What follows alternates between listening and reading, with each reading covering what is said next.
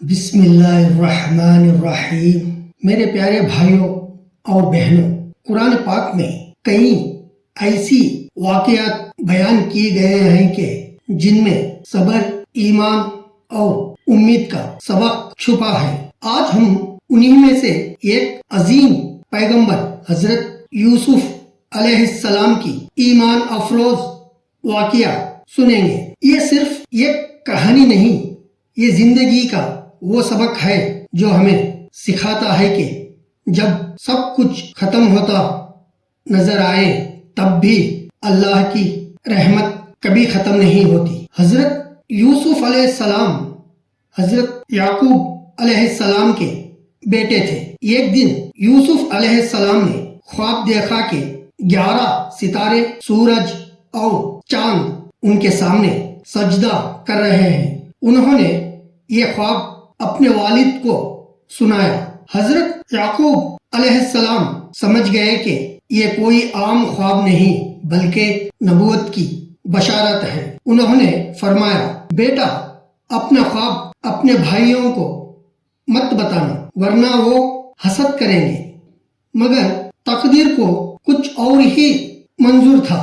بھائیوں کے دل میں حسد نے آگ لگا دی۔ انہوں نے آپ کو کنویں میں پھینک دیا اور جھوٹ بولا کہ بھیڑیا کھا گیا۔ سوچئے ذرا، ایک معصوم بچہ جو اپنے بھائیوں سے محبت کرتا تھا، انہی کے ہاتھوں کنویں کی تاریکی میں تنہا چھوڑ دیا گیا۔ لیکن یوسف علیہ السلام نے زبان سے ایک شکایت نہ کی۔ انہوں نے صبر کیا، دعا کی اور اپنے رب پر بھروسہ رکھا۔ پھر ایک قافلہ وہاں سے گزرا۔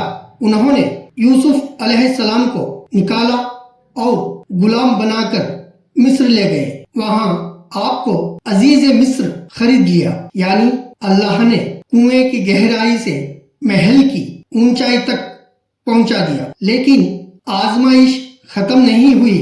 جب آپ جوان ہوئے تو عزیز مصر کی بیوی نے آپ کو گناہ کی دعوت دی، مگر آپ نے فرمایا، معاذ اللہ، میں اللہ کی پناہ مانگتا ہوں۔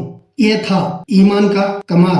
نہ کوئی دکھ رہا تھا، نہ کوئی روک رہا تھا، پھر بھی یوسف علیہ السلام نے اللہ کی رضا کو ترجیح دی اور نتیجہ جھوٹا الزام لگایا۔ قید ہوئے مگر آپ کے ایمان میں کمی نہیں آئی۔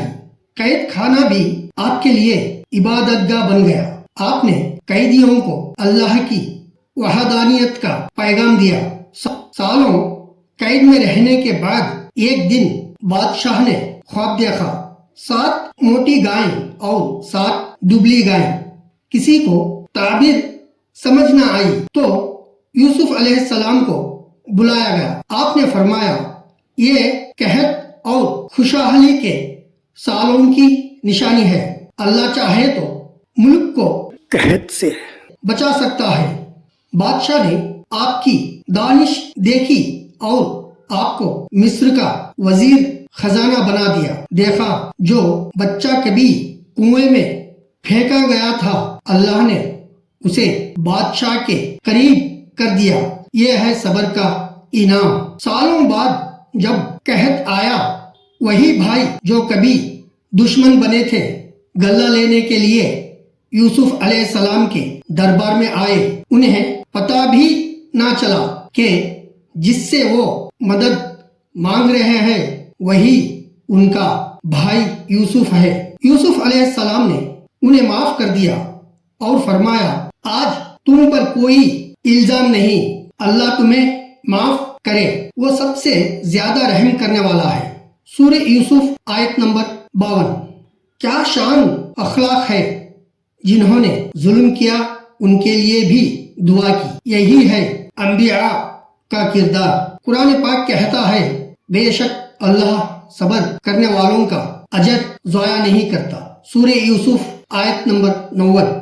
یہ پوری کہانی ہمیں سکھاتی ہے کہ جب دنیا تمہیں دھوکہ دے، صبر کرو۔ جب حالات اندھیرے ہو جائے، اللہ پر بھروسہ رکھو۔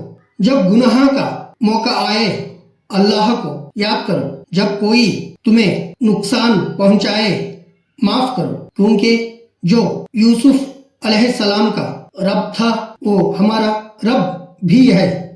اللہ تعالی ہمیں حضرت یوسف علیہ السلام کے صبر، آفت اور ایمان سے سبق لینے کی توفیق دے اور ہمیں بھی ایسے حالات میں صبر و شکر کی روش اختیار کرنے والا بنا دے، آمین۔ اگر یہ ویڈیو آپ کو پسند آئی ہو تو شیئر، لائک اور سبسکرائب ضرور کریں تاکہ قرآن و سنت کی روشنی میں مزید سبق آموز کہانیاں آپ تک پہنچتی رہے۔ جزاک اللہ خیرہ۔